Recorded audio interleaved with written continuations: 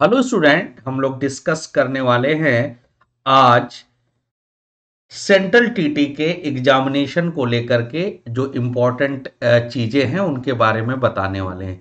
क्योंकि ये अब इसका फॉर्म भरने का लास्ट डेट बस आने वाला है, मतलब खत्म होने वाला है। तो जिन लोगों ने पेपर एग्जामिनेशन फॉर्म नहीं फिल किया है वो इस बात का ध्यान रखें कि वो जरूर फिल कर दें इस फॉर्म को। खास करके जो बीएड कर रहे हैं, बीटीसी कर रहे हैं या इससे रिलेटेड कोई डिप्लोमा और डिग्री कोर्स किया है तो सेंट्रल टीटी का फॉर्म भर दें, क्योंकि वो आपको शिक्षक बनाने की पात्रता उपलब्ध कराता है। यानी शिक्षक आप तभी बन सकते हैं जब आप सेंट्रल टीटी क्वालिफाई होंगे, वरना आपके साथ ये प्रॉब्लम बनी रहेगी। क्योंकि ये रिकमेंडेशन है कि जब तक आप पात्रता परीक्षाएं यानी जो टीचर एलिजिबिलिटी टेस्ट है वो क्वालिफाई नहीं होंगे तब तक आप शिक्षक नहीं बन पाएंगे। तो अभी फॉर्म आया हुआ है सेंट्रल टीटी का। जैसे आप जानते हो सीटेट जो है केंद्रीय पात्रता परीक्षा है और उसके लिए फॉर्म आया है। इसमें 2 पेपर होते हैं, हम इसके बारे में भी डिटेल डिस्कस करेंगे आगे स्लाइड में। लेकिन आपके लिए सबसे ज्यादा इंपॉर्टेंट ये है कि सेंट्रल टीटी में बहुत सारे फॉर्म पड़ते हैं।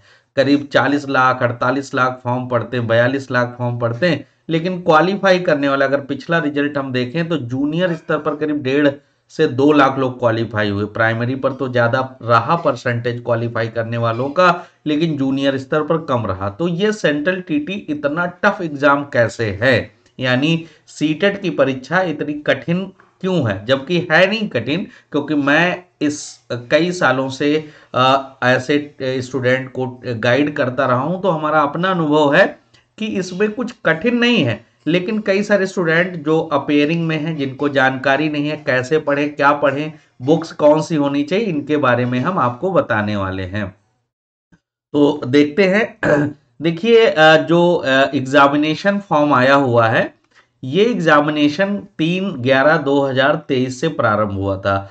3/11/2023 यानी 3 नवंबर से प्रारंभ हुआ था। और 23 आज आप जब मैं ये रिकॉर्डिंग कर रहा हूं तो 15 तारीख है। आपने अभी दिवाली सेलिब्रेट की और दिवाली के बाद भी आपके पास समय बचा है। 23/11/2023 तक आप फॉर्म भर सकते हैं। इसमें एप्लीकेशन सबमिशन की भी 23 तारीख है लास्ट डेट। और जो है लास्ट डेट फॉर्म या फीस सबमिशन की भी 23 तारीख है। एग्जामिनेशन डेट क्लियर कर दी गई है। 21 जनवरी को एग्जाम होगा और एग्जाम ऑफलाइन मोड में होगा। कैसे होगा? ऑफलाइन मोड में होगा। तो आपको पेन से ओएमआर शीट पर गोला करना। जबकि बीच में कुछ दिनों तक सीबीटी बेस्ड हुआ, लेकिन वो बहुत कॉम्प्लेक्स था, इतने ज्यादा नंबर ऑफ स्टूडेंट थे, इसलिए बड़ी ग्लिच क्रिएट होते थे, कई प्रॉब्लम्स क्रिएट होती थी। इसलिए इन्होंने फिर निर्णय लिया कि इसको ऑफलाइन कराया जाए। सीबीएसई पेपर कंडक्ट करता है, पेपर बहुत लॉजिकल होता है, ये बात आपको ध्यान रखनी है। तो जो लोग बीएड करके आए हैं, बीटीसी करके आए हैं, डीएलएड करके आए हैं या डीएड करके आए हैं, अपेयरिंग में हैं, एडमिशन लिया है, वो सब एलिजिबल है फॉर्म डालने के लिए। ये पात्रता अब नहीं है कि आप अपेयरिंग में हैं या पास आउट कर चुके हैं, ऐसी कंडीशन नहीं। सारे लोग फॉर्म भरें जिन्होंने BEd BTC degree diploma course में एडमिशन लिया है। अब यहां पर 2 कैटेगरीज हैं, OBC non creamy layer, general, तीनों को एक में रखा गया है। जर्नल ओबीसी जो नॉन क्रीमी लेयर में आते हैं वो 1000 दोनों पेपर का, और बोथ पेपर का 1200, और एक पेपर का अगर एक पेपर फर्स्ट या पेपर सेकंड भरते हो तो 1000 आपको फीस देनी पड़ती है। यानी फीस जो है केवल एक पेपर को 1000 और दोनों पेपर के लिए 1200। तो दोनों पेपर भरिए, क्योंकि प्राइमरी में भी जरूरत पड़ती है और जूनियर में टीजीटी वगैरह डालते हैं या स्टेट से बाहर टीचर बनते हैं। अगर रिजर्व कैटेगरी में है तो 500 और 600 रुपए की कंडीशन रखी गई है। तो ये तो फॉर्म का है, खैर भरना पड़ेगा आपको।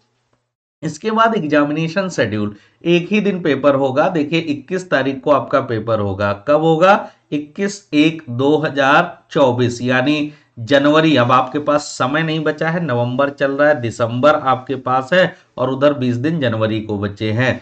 तो करीब करीब 50 दिन आपके पास बचे हैं और दोनों पेपर को तैयार करना है। सेकंड पेपर इस बार क्या हो रहा है? पहले हो रहा है 9 बजे से और 12 बजे हो रहा है सेकंड पेपर, और फर्स्ट पेपर हो रहा है 2 बजे से 4 बजे। अमूमन क्या होता है कि सेकंड पेपर बाद में होता है और फर्स्ट पेपर पहले, लेकिन इस बार ऐसा नहीं किया गया। इस बार सेकंड पेपर को पहले और फर्स्ट पेपर को बाद में किया गया है। 2.5 घंटे का ड्यूरेशन है, यानी 2 घंटे 30 मिनट में आपको 150 क्वेश्चन करने होंगे। 150 क्वेश्चन आपको 2.5 घंटे में करने होते, तो ये आपको ध्यान रखना है। अभी से अभ्यास शुरू कर दे इसका। अब स्ट्रक्चर एंड जो कंटेंट आता है सीटेट का वो क्या आता है, यहां पर सीधे मेंशन किया गया है कि ऑल क्वेश्चंस इन सीटेट। देखिएगा क्या मेंशन है, all question is CTET in CTET will be multiple choice, यानी एमसीक्यू बेस्ड क्वेश्चन आएंगे विद 4 अल्टरनेटिव, 4 उसके ऑब्जेक्टिव दिए रहेंगे। Out of each 1 answer will most appropriate. देखिए यहाँ करेक्ट आंसर की बात नहीं की गई है, यहाँ अप्रोप्रिएट यानी सबसे उचित क्या है, उसमें चारों सही ऑप्शन होते हैं, सबसे उचित। ईच कैरिंग 1 मार्क्स, एक नंबर का एक जो है अंक होगा। And there will be no negative marking, कोई नेगेटिव मार्किंग नहीं है। भगवान नेगेटिव मार्किंग होती तो इसमें कौन लोग पास होते, हमें तो नहीं लगता, बहुत कम रिजल्ट हो जाए, जबकि नहीं है नेगेटिव मार्क। तो ये 2 पेपर होंगे सीटेट का, एक पेपर जो होगा फर्स्ट और एक पेपर होगा सेकंड।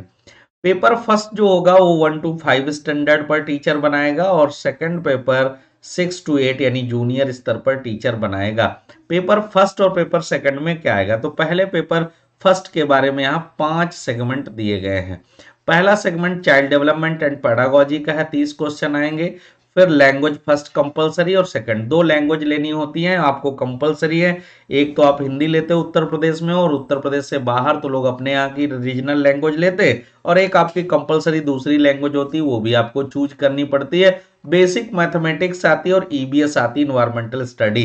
कुल मिलाकर के आपके सामने 30-30 सवाल 5 सेगमेंट से आते हैं। 150 एमसीक्यू होते हैं, जो 150 नंबर के होते हैं। इनको 2.5 घंटे में डील करना होता है ओएमआर शीट पर फिल करने से लेकर के। ऐसे ही सेकंड पेपर का पैटर्न होता है। देखिएगा सेकंड पेपर का पैटर्न क्या है। सेकंड पेपर के पैटर्न को अगर हम डील करें तो हम देखते हैं चाइल्ड डेवलपमेंट एंड पेडागोजी जैसे वहां आती थी। लैंग्वेज यहां पर दोनों कंपलसरी लैंग्वेज हैं, और यहां मैथमेटिक्स और साइंस उनके लिए है जो बीएससी बैकग्राउंड से आए हैं और उन्होंने बीएड बीटीसी की है। या जो लोग आर्ट साइड और कॉमर्स होम साइंस से आते हैं उनको मैथ और साइंस नहीं, उनको यहां पर एसएसटी के क्वेश्चंस करने होते हैं, 60 क्वेश्चन आते हैं। अब ये इंटरेस्टिंग यहां पर ये है कि जो पेपर आता है ये फैक्ट नहीं आता है, अप्लाइड आता है। अप्लाइड इसलिए आता है क्योंकि यहां क्वेश्चन सीधे नहीं पूछे जाते। आपको कॉन्सेप्ट क्लियर होगा, क्वेश्चन तभी कर पाओगे क्योंकि ट्रेनिंग के मॉड्यूल से क्वेश्चन आते हैं। आपने जो ट्रेनिंग की है उससे, उस मॉड्यूल से क्वेश्चन आते हैं। यहां पर जो लैंग्वेजेज आती हैं, भाषाएं आती हैं, भाषा में बहुत कम व्याकरण आता है। व्याकरण जो होता है वो बहुत कम होता है, ज्यादातर कंप्रहेंसिव गद्य और पद्य होता है और पेडागोजी होती है। तो व्याकरण अगर आपको बहुत ज्यादा यहां नहीं पढ़नी है, जैसे आप और अदर स्टेट एग्जाम में पढ़ते हो, वैसे इसका ग्रामर वाला पोर्शन कम पढ़ना है, कंप्रहेंसिव पोर्शन जरूर पढ़ना। प्रीवियस ईयर के क्वेश्चन पेपर आपको काफी मदद करेंगे। यहां सब्जेक्ट के साथ साथ उसका पैडागोजी आता है, उसका शिक्षण शास्त्र आता है कि साइंस है तो साइंस को कैसे पढ़ाएं, उसकी कॉग्निटिव एबिलिटी क्या होगी, एसएसटी क्यों पढ़ाया जाता है, एसएसटी का विषय वस्तु इतना कॉम्प्लेक्स क्यों है, ये सारी चीजें यहां पर आपको बतानी पड़ती है, समझनी पड़ती है, इसी से क्वेश्चन आते हैं। अब सीटेट के लिए जो सबसे इंपॉर्टेंट सवाल है कि कौन से क्वेश्चंस हम पढ़ें, कौन से बुक्स पढ़ें, कैसे इसकी तैयारी करें। देखिए मेरा अपना मानना है बच्चों, मेरा अपना जो मानना है, सीटेट के लिए सिर्फ आपको सीटेट पास करना है तो क्या करना है, देखिए मैं लिख के दे रहा हूं। सीटेट पास करने के लिए आपको क्या करना है, सीटेट पास इक्वल टू होता है एनसीएफ 2005। एनसीएफ 2005 ये नेशनल करिकुलम फ्रेमवर्क 2005 है, प्लस एनसीईआरटी की बुक्स, और अब जो है plus PYQ previous year question. अगर इतना कोई कर लेता है तो मैं इसको बड़े विश्वास के साथ कहता हूं कि वो जरूर क्वालिफाई सीटेट होता है, सीटेट क्वालिफाई अवश्य हो जाता है। अब यहां एनसीएफ नेशनल करिकुलम फ्रेमवर्क को पढ़ना कैसे, इसका चैप्टर 4 पढ़ना है, चैप्टर 3 पढ़ना है और चैप्टर 2 पढ़ना है। 3 चैप्टर अगर आप पढ़ ले तो चैप्टर 4 विद्यालय के भौतिक वातावरण से संबंधित है, 88 नंबर पेज पर मिलेगा।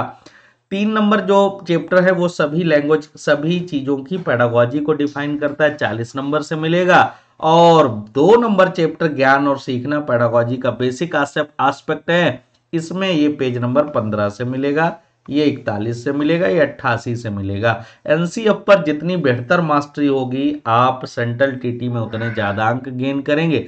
एनसीईआरटी प्राइमरी कक्षा 3 से लगाकर 5 तक प्राइमरी के लिए और 6 से लगाकर 8 तक जूनियर के लिए। जिनका एसएसटी है वो एसएसटी के पढ़ेंगे, जिनका साइंस है वो साइंस और मैथ की पढ़ेंगे। तो एनसीईआरटी और पीवाईक्यू प्रीवियस ईयर के क्वेश्चन पेपर, हाँ इधर भी जो पेपर बन रहा है वो एनईपी 2020 से भी क्वेश्चन आ रहे हैं। अवेयरनेस के लिए बेसिक ड्राफ्ट आपको पता होना चाहिए, उसके इम्प्लीमेंटेशन के लिए कौन से टूल लाए गए हैं, निपुण क्या है, एफएलएन क्या है, 360 असेसमेंट प्रोसेस क्या है, इन सब के बारे में भी आपको जानकारी होनी चाहिए। तो मैं तो यही आपसे इल्तजा करता हूं कि अगर आप सीटेट पास करना चाहते हैं तो आप इस पैटर्न को फॉलो करें जो मैंने बताया है। हाँ, कहीं अगर कोई आपको कंफ्यूजन हो रहा है तो एक नंबर मैंने आपके सामने यहाँ पर डिस्कस किया हुआ हूं, इस नंबर पर आप यहाँ कांटेक्ट भी कर सकते हैं, मैसेज कर सकते हैं।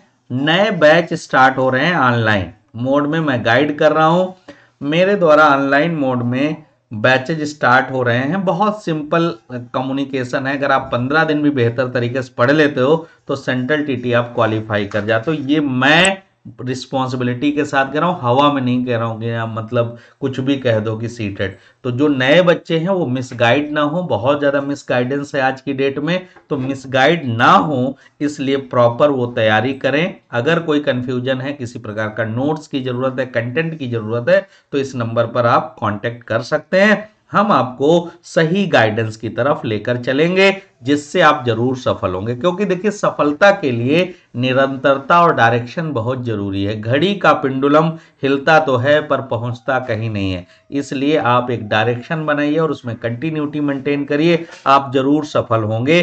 तो आप सब बिना कंफ्यूजन के हमारे साथ जुड़े, बहुत बहुत धन्यवाद।